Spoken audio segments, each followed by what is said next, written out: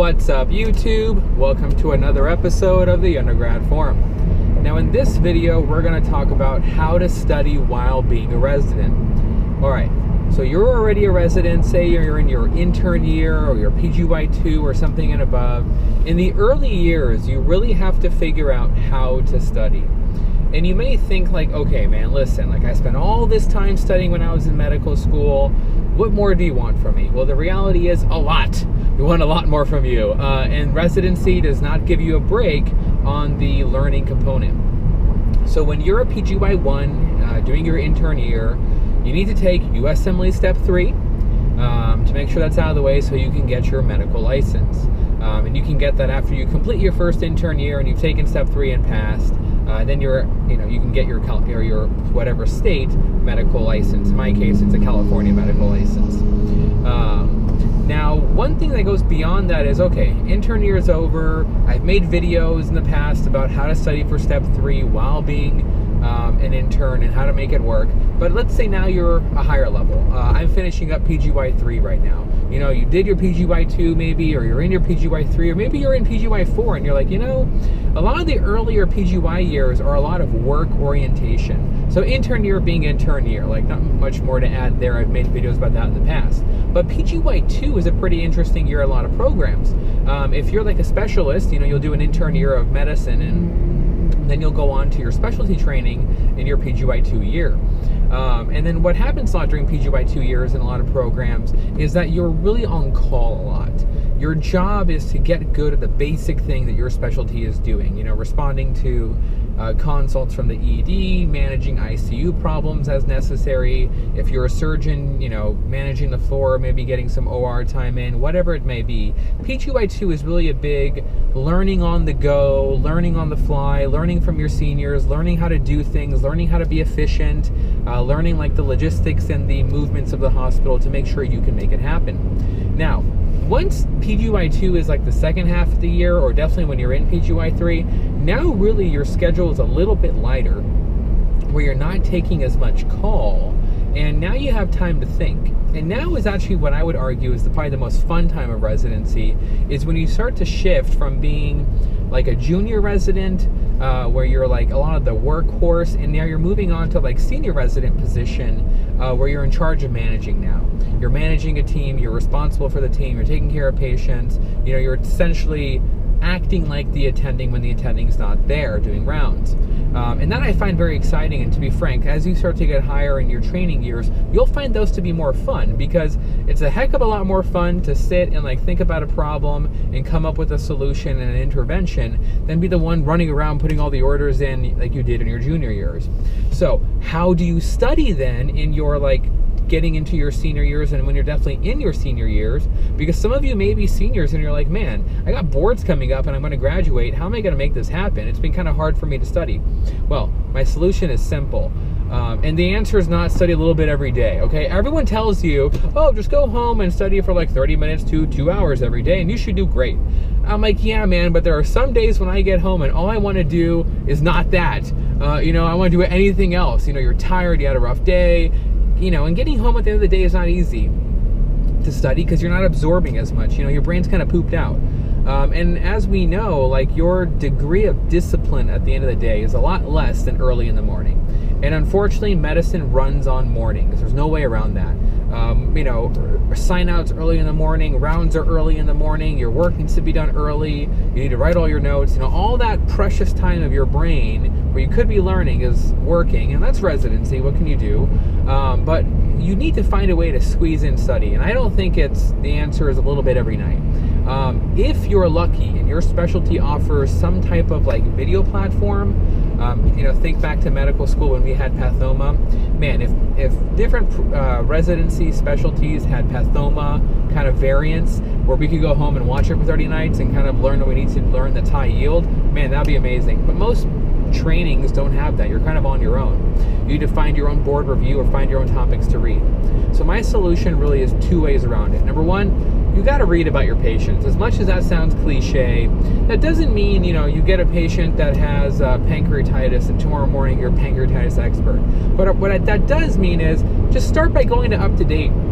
Type in the pancreatitis. Help yourself figure out what's going on, because because you're definitely going to probably rely on some type of resource to contribute to your assessment and plan for that day. If you're working on a certain plan for a patient, say with pancreatitis, it's not very exciting to be giving like fluid, GI rest, and pain meds every time. Like, you kind of want to see what's new and up to date. You want to see what people are doing that's different, and kind of refresh yourself on some of the anatomy, the pathophysiology, or really whatever is high yield for your boards, for your problem. Or maybe it's stroke care, you know, I mean, yeah, a lot of times you can admit a subacute stroke and say, okay, we'll admit him for a stroke workup and never think again. But take the time to try to localize that. Take the time to review vascular anatomy or neuroanatomy, but only do it for a few minutes. And that's my big thing. If you give yourself the burden of, okay, this patient came in with like a left MCA stroke, now I got to study all the vessels and all the, no. Just pick one thing. Take your phone, set like a 15 or 20 minute timer and tell yourself, okay, when you get home, I got 15 or 20 minutes, or maybe during the time you're at the hospital if it's not too busy, just say, I'm going to spend 15 or 20 minutes reading about whatever I can about this patient, set that timer and go. And that's it. Because studying 15 or 20 minutes is better than nothing. No one's going to disagree with that. 15 to 20 minutes ain't that much time, all right? It's really not. And also, what I found is, like, over the course of my PGY, now that PGY3 is coming to an end, I've kind of incorporated this habit of giving myself short, like very short, 15 minutes ain't a lot of time. 15-minute segments of studying every night actually gets catchy. You know, every now and then I'd be like, oh, I don't want to do it. No, I didn't do it. But now, like when I get home, I usually have like a couple of things I'm thinking about that I want to read about and think about for a little bit. And now, I mean, this doesn't happen every night. Sometimes I'll get home and an hour has gone by and I'm still reading and I'm like, man, I'm getting tired. And that's not to say that I'm trying to be highbrow, like I'm the best resident, be like me. No, trust me, I'm just like everyone else. Just some days I'm like exhausted, all I want to do is watch Netflix. But I just think that's a nice way to try to squeeze in something. You know, 15 minutes ain't a lot.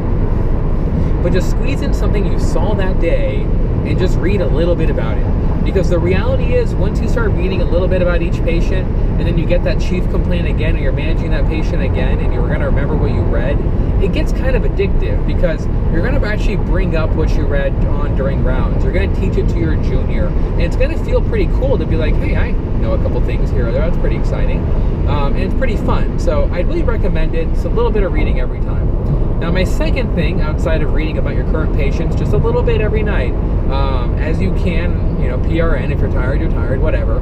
The separate thing I think you can do is you really do need to dedicate a little bit of your off time to like what I would call dedicated board studying. And the reason why I use the word board studying is, man, residency is not a time to be cracking open a book and starting from chapter 1. You're not going to get very far. Just start on high yield topics to learn important things to pass your boards, and then as you need to, reverse engineer those and then read more in depth wherever you're weak. But the problem becomes, when are you going to do this? Well, what I found that's kind of paradoxical is that when I'm on a busy rotation, I tend to actually want to study more than when I'm on a relaxed rotation. Doesn't make sense. It's a paradoxical finding. I don't know why my brain works like that. But when I'm like on a chill outpatient rotation, all I want to do is nothing. And then when I'm busy in the ICU, all I want to do is read all weekend. It makes no sense. But if you're weird like me, okay, that's fine. And if you're normal, that's fine too. But what I think is, when you have, say, a golden weekend, give yourself 3 hours of one day on that weekend to study, okay? And you may think, okay, man, 3 hours ain't that much. Where's that going to go? Again, my 3-hour recommendation here is the same thing as my nightly 15-minute recommendation. It's just something. Something is better than nothing. A little bit of studying goes a long way. So if you have a golden weekend and you're like, man, I'm working Friday, but I'm going to get off at like 5 o'clock or 6 or whatever. I got all of Saturday off, and I got all of Sunday off. Well, go ahead and enjoy your Saturday. You know, have fun, do whatever. You know, relax, reboost. Sunday, wake up in the morning, and then just study for 3 hours. Set the timer, you know, have breakfast, whatever, make yourself happy. This ain't crazy, you don't got to go wild. But just set the timer for 3 hours and be like, man, I'm going to give myself 3 solid hours this Sunday to study, and that's it. I'm going to be proud of myself. I set a goal and I accomplished it. You do that for a bit, okay? You do that a couple Sundays in a row, even if you just have one day off, okay? Set it for an hour and a half. Say you're like, okay, I'm working Friday, I got Saturday off, but then I'm back on call on Sunday. Man, that's lame. That's fine. Work, you know, you're working Friday night, wake up Saturday morning, relax, only put the timer for like an hour and a half. Cut it in half. Hour and a half ain't that much, trust me. Just set it for an hour and a half early in the morning. Again, early in the morning because you have more self-discipline and the energy to work. Set it for an hour and a half. That's your only goal. Get it done. Study hard that hour and a half. Put your cell phone away. And then be like, okay, I did my hour and a half today. Now I can go relax and enjoy the rest of my day because I'm working tomorrow. Again, the point being here, I'm going to put the sunshade down.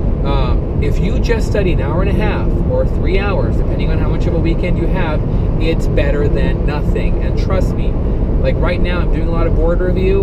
Like the amount of notes I've written this month have been a lot more than other months because slowly those little bits of time actually add up. And if it's just a little bit of time, you're much more inclined to do it. Because if you wake up with this ambiguous goal of, oh, I'm going to study all day Saturday, and you don't do it, you don't feel very good. You need that reinforcement and satisfaction during residency.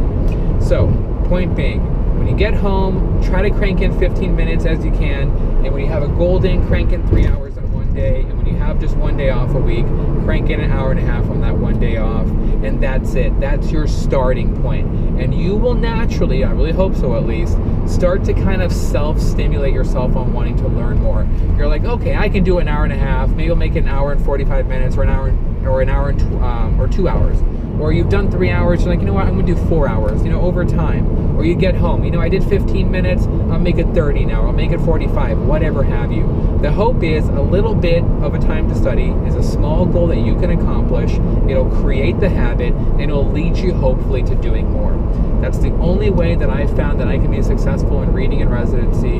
And honestly, like finishing up PGY 3 year, it really has paid off. I actually started doing it at the beginning of the year.